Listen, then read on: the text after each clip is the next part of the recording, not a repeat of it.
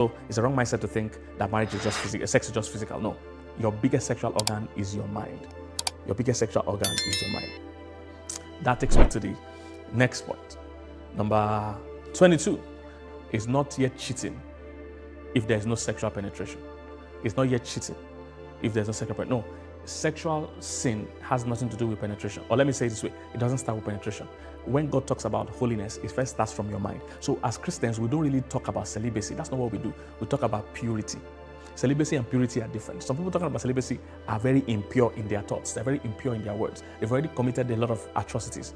They've not just penetrated. No, for us as Christians, we talk about sexual purity. And that starts from the mind. Jesus Christ said, whoever looks after a woman to lust after her has already committed the act in already. So God is talking about you keeping your mind clean. How much more your body? All right, so sexual purity for us doesn't start from the body, it starts from the mind. Being wholesome, being clean. All right, even what you look at, you censor what you are consuming. Even the movies, the music, the things you are consuming, you censor it. Because sexual purity is not the same as celibacy. Sexual purity is that you're keeping yourself pure before the Lord. All right, so if a married person it's not until you go and commit the physical act for your cheating. No, if you're already having chats or already talking to someone in a sexual context the way you shouldn't be, you're already in cheating. If you're already having to delete chats, you're already in cheating. That's already infidelity. It's not until you physically commit the act, okay? Very important, because God knows that you never physically commit the act. You must first commit the mental and the verbal before you get to the physical, all right? So God nips it from the bud, all right? So that's why Job said, I've made a covenant with my eyes. Why should I look unto a woman? Yeah, purity starts from even what you look at, what you consume, all right? Number 23, this one is very common. You need to find someone you are sexually compatible with. Sexual compatibility. Singles ask me this one all the time in the conferences. That pastor, if you say we should not have premarital sex, how will I know that I'm sexually compatible with the person I'm dating or the person I want to marry? There is no such thing as sexual compatibility. There's only sexual commitment. There's nothing like sexual compatibility. There's only sexual commitment. Very important. When people say sexual compatibility, they are waiting for somebody that will both have rocket explosive sex, will both be at the same level, enjoy everything. That doesn't happen. That's a myth. That's an idea. You see, even if it happens when you guys are dating, when life happens to you, in marriage, it's not going to happen.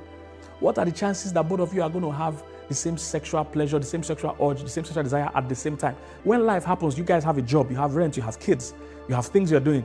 It's not likely that both of you want sex the same day, the same time, the same way. So one person wants at night, another person wants in the morning, one person wants in the afternoon, another person wants to next week. What both of you need is sexual commitment, a commitment to each other, not sexual compatibility. Nobody's going to be compatible all the time. What you need is sexual commitment. This means no matter how I feel, I understand it's my duty and I bring in the game. I still give it my best shot today, even though I'm not in the mood at all. I have work I'm thinking about, but I understand my partner needs me today, so I bring it on. It's sexual commitment you need, not sexual compatibility. Nothing like sexual commitment. You won't always want sex the same way, the same time. Both of you, what are the chances that both of you want the same sex? No, it's not going to happen. But sexual commitment makes it happen, whether or not I feel like. And for those that are single saying, I'm looking for who will be sexually compatible. So how many people are you going to sample before you know who you are compatible with? So you sample Jane, you say, 30% compatibility. So you sample Jennifer, 38%. So you sample Ruth, 50%. So you sample all the girls first. And if you think they are compatible to you, how do you know you'll be compatible to them? They too, they are sampling you. So far you know the whole of you have slept with all of you. It makes no sense. Let's not talk about the unwanted pregnancies that will come out of this sampling and the STDs. It makes no sense. It's not God's way. It doesn't even make psychological sense or scientific sense. The real thing that happens to people, what you need is sexual commitment, not sexual compatibility. So for saying we're going to be committed to pleasuring each other. That's what. So when people start on sexual compatibility, when they get in and find out it's not, even making time to have sex when you're married is work. You have to plan it that Tuesday night I'm around. Because your life is happening, you have appointment, you have work. If you don't plan sex, you will never have sex as a married couple because you're both busy. So it's commitment that makes it work. You bring in the A game, you plan it, and you give it your best shot. That's what happens, not compatibility. And even if you start with compatibility, you're never compatible next week. If you're tired. It's commitment, sexual commitment over sexual compatibility. All right? Number 24. If you're a virgin, you automatically have a great marriage. If you're a virgin, you automatically have a great marriage. Some people think if I'm a virgin, I'm going to have a great marriage. Just think, I've kept myself. God owes me. God will settle me. I've kept myself. Listen, first of all, you are keeping yourself for your own sanity. You are honoring God, but you're also doing it for your own. All instructions of God are for you, not for Him. He's not gaining anything by you living in obedience. You are saving yourself all the stress that you would have faced sleeping around. All right? So that's one. Number 2, and just because you're a virgin doesn't mean automatically they will bring one handsome, godly man on a tray for you and say, Dorime. and bring the women for you. No. You will still need to learn about marriage like every other person. Do you understand? You still need to learn about what qualities to choose in a man, how to know a good man, and how to even live with that good man when you marry him. You still need to learn it. It's not going to happen automatically just because, just because you are a virgin. It's not just going to happen just because you're a virgin. You need to learn, all right? You need to learn these qualities, who to marry, how to recognize a good man, how to even live with a good man. What are the requirements of a wife other than, just being a virgin?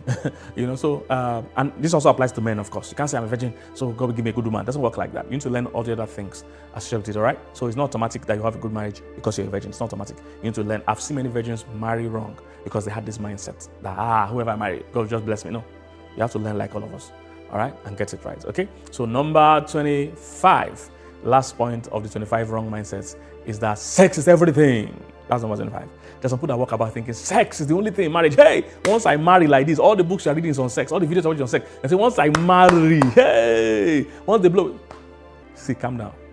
It's not only sex we're having as married couples. There are a lot of other things that we need to deal with every day-to-day life. There are couples that even have sex in a year, in 5 months. Now, that's wrong. We'll do videos on the healthy time to have sex, but I'm just trying to say that there are couples that don't have time.